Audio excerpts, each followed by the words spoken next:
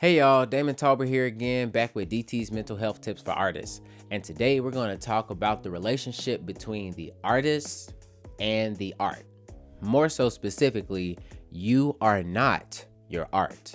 I'm going to go ahead and jump right into the meat and potatoes of this one. You are a person, okay? You are not a painting. You are not a song. You are not your voice. You are not your instrument. You are not a dance choreography. You are a human being with thoughts, feelings, and emotions that range the full spectrum just like everybody else. But the difference between you and everyone else is that you have this unique ability to translate concepts, thoughts, philosophies, and emotions into a physical, tangible form that translates that exact same thought, concept, or emotion to whoever is receiving the presentation. And it is our unique job to create as much as possible, to pull down and absorb as much as possible so that we can reflect it back out. And as you know, as an artist, not everybody can do what you do.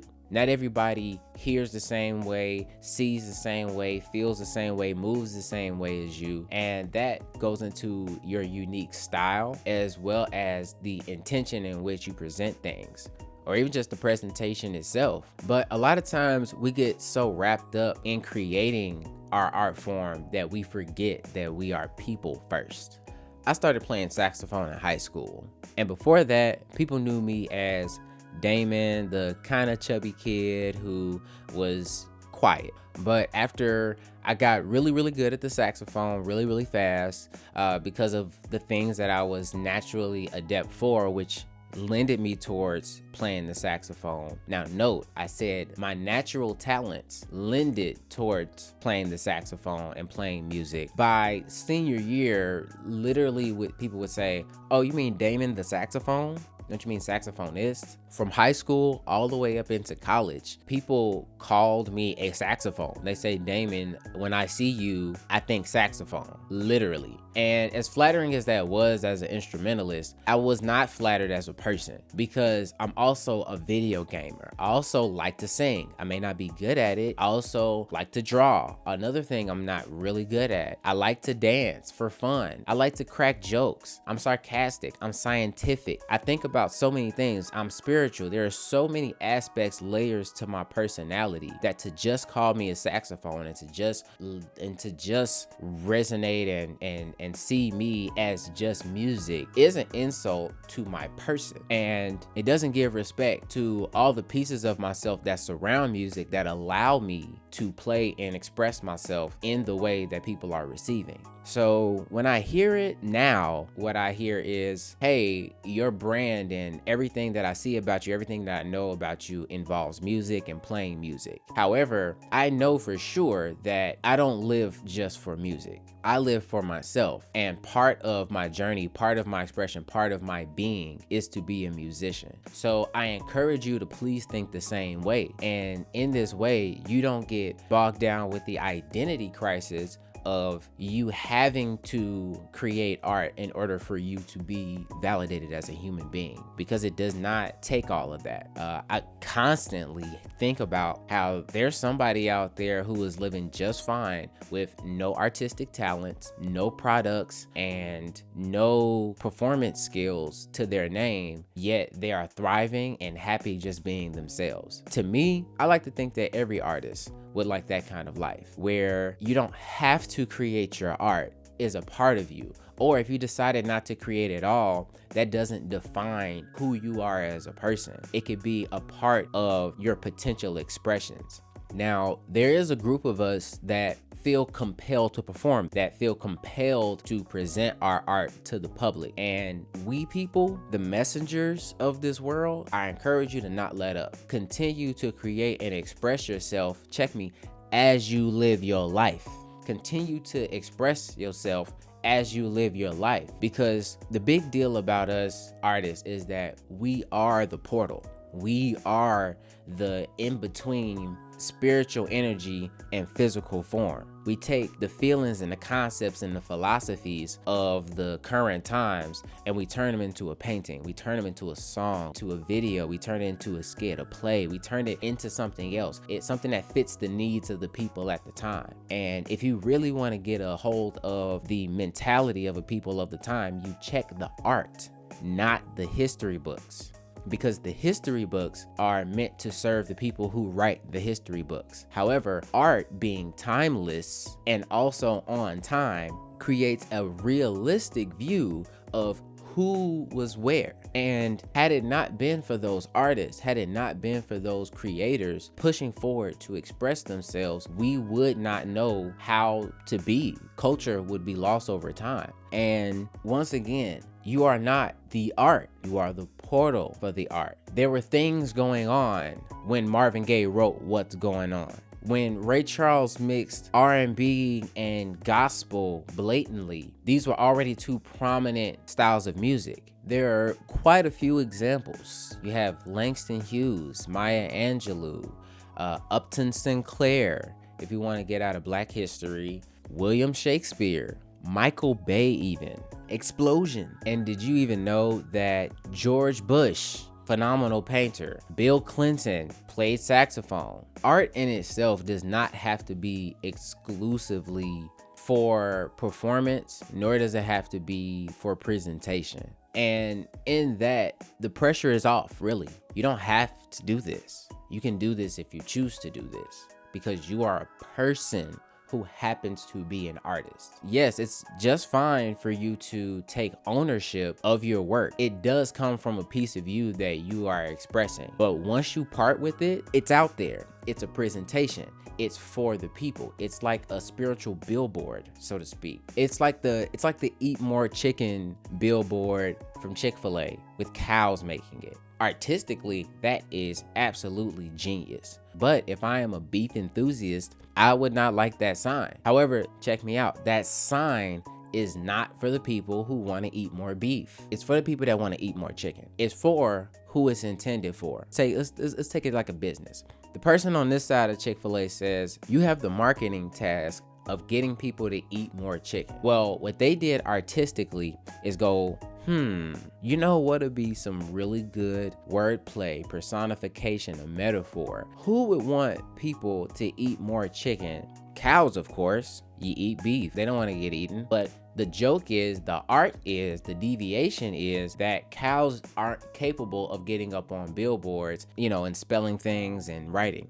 The billboard in itself is the presentation, because the artist was given the task to create a presentation, to show something according to their job, was given a task to create this expression for everybody to get a chance to either resonate with it or not resonate with it. But they're not worried about the people who are resonating with it. You shouldn't worry about that. That's not your job. Your job is to be the portal. Your job is to be the medium. Your job is to bring it down, but your job is not to regulate who accepts it. That is the job of a marketing person, because that's its own art form. And not everybody has those skills as well. Most artists actually can't stand the idea of marketing their art, because to them, to us, it is not a product. This is an expression. It's like you saying that I need to change my words when I'm just talking. I'm not always giving a speech, so I'm not always performing. I'm not always painting for you, so don't worry about what's happening right here. Or I shouldn't even worry about if I'm not painting at all. Whatever your art form is, keep in mind that you have the unique ability, talents, and skills that allow you to do that easier, quicker, and more fluid than most people. But that's not you. That's a part of you. Your true talent really lies right beneath that, and how you're able to get that expression done very well, easier than everyone else. I'll give a personal example. After a lot of meditation and soul searching, I have deduced that my actual talent is systems recognition. I can understand different combinations of things, pieces, small pieces, put them together and keep them separate in my mind, which allows me to keep track of a lot of things, especially processes, personalities, and anything that has pieces that can combine into a bigger deal. My brain is especially good at really keeping track of that. Luckily, music is a system. I'm also good at math. It's a system. I'm also good at languages once I understand the grammar, which is a system. I'm also good at team management, technology, because my brain is adept at systems. However, my brain is not adept at individual personal aesthetics. I don't have the initial gift to give somebody something visually or verbally, something that I know that they'll like. But I can easily build something that is very structurally sound as long as I understand the system. And I happen to have a lot of fun with music. I like music. So you take my systems talent, the skill of performing music, with my actual enjoyment for the music, and you get a musician who is able to think on different levels and play different instruments. Now, if I concentrated on one instrument, yeah, I'd be really, really super dope. And so with me recognizing that my gift or talent is not necessarily my artistic expression, it gives me a lot more freedom with who I decide to be and how many expressions I want to have. Like this video series, for example, is another expression of mine because I felt that certain topics need to be talked about, and I looked it up and there weren't too many people talking about mental health for artists, just mental health in general, but we're special, you know? I was like, wow, we're underrepresented. I feel something. So let me put together this composition here, these lights, this whole thing is an expression of my want to feed the people positive information, positive perspective. Does this make me less of a saxophonist? Does it make me less of a writer, a producer? Does it make me less of anything? No, it's another form of my expression. And after learning the systems of, oh, okay, this is how social media works, production works, oh, you need these pieces together. Now I'm here presenting it to you, and it's not hard for me, but it may be difficult for other people to get this information down. Meanwhile, they can probably do backflips and I can't do backflips. I've been trying to do backflips. I've been working on backflips. It's not my skill. But if I decided to do backflips and I figured it out, I could be a gymnast and there'd be nothing to it because I'm not just a saxophonist. I'm not just a musician. You are not just your art form. You are a full person who has the full breadth of life that you can experience.